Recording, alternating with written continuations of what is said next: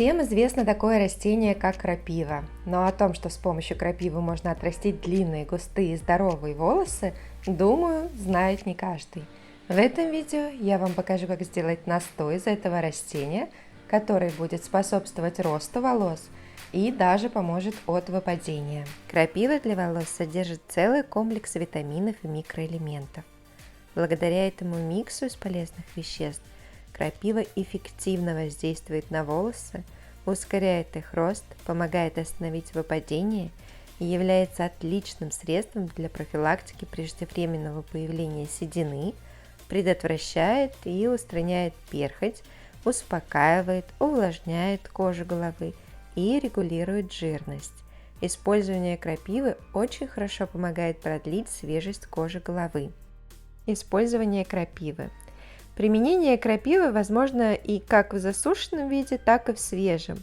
Купить крапиву можно в аптеке в виде порошка или собрать своими руками. Самая полезная крапива – это майская. В это время в ней содержит максимальное количество полезных веществ. Но если не успеете собрать в мае, то собирать можно и в другое время. Главное успеть до цветения этого растения, или использовать уже аптечную крапиву.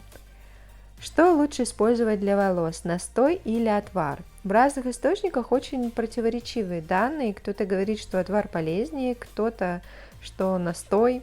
Ориентируйтесь на тот способ, который удобнее. Настой готовится дольше, чем отвар. Сама я всегда все травы настаиваю. При кипячении, мне кажется, теряется часть полезных веществ. Кстати, напишите, что, на ваш взгляд, лучше использовать отвар или настой. Очень интересно мнение большинства. Перед использованием нужно хорошо промыть листья. У меня получилось вот такое количество крапивы. Здесь 3 молоденьких кустика. Буду заливать их водой в размере 150 мл. Если вы будете использовать листья крапивы сухой, то берите из расчета 1 столовая ложка на 100 мл воды.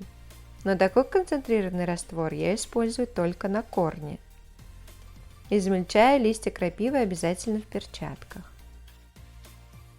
Во многих источниках я встречала информацию о том, что отвар крапивы может применяться для придания волосам блеска, сияния, шелковистости. Он предотвращает появление посеченных кончиков волос. Но лично моим волосам не подходит делать ополаскивание при помощи крапивы, так как это средство очень сильно сушит длину моих волос, а вот втирать жидкость прямо в кожу головы – отличное средство, и я бы порекомендовала использовать его именно для укрепления корней, как средство для ускорения роста и от выпадения. Если кто-то использовал крапиву для длины и получал блеск, напишите, пожалуйста, в комментариях, это очень интересно, и главное, напишите, как вы готовили такой ополаскиватель из крапивы, чтобы получить блеск и сияние волос. Заливаю кипятком и настаиваю сутки. Рекомендую это делать в термосе или термокружке. У меня сейчас занят термос, и я оставила в кастрюле, накрыв крышкой. Перед использованием обязательно сделайте тест на аллергическую реакцию. Она возникает редко, но я всегда рекомендую делать тест перед использованием всех средств, и даже натуральных. Для этого нужно нанести немного продукта на небольшой участок кожи и подождать пару часов. В случае покраснения и других неприятных ощущений надо немедленно смыть средство, и осторожно нужно использовать девушкам со светлыми волосами. Крапива может придавать оттенок. Блондинкам рекомендую использовать слабый раствор, и можно добавлять в состав лимонный сок, который нейтрализует красящие вещества. А можно делать настой 50 на 50 с ромашкой. Если у вас светлые волосы и вы использовали настой крапивы, напишите, пожалуйста, в комментариях, появлялся ли какой-либо оттенок. Сама я это проверить не могу, а эта информация, думаю, будет полезна представительницам светлых волос. Далее концентрированный раствор я переливаю во флакон с распылителем и наношу на чистую кожу головы после мытья. Распределяю по проборам. После нанесения массирую кожу головы, как бы втирая средство. Таким образом увеличивается кровообращение в клетках кожи и полезные вещества лучше проникают к корням волос. После этого я не смываю раствор, могу оставить до следующего дня. Но вы ориентируйтесь на собственные ощущения. У вас не должно возникать покраснение и зуда.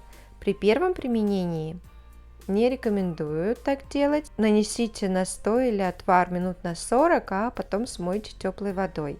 Далее можно будет увеличивать время, потом нанести часа на 2, а потом попробовать и оставить на день.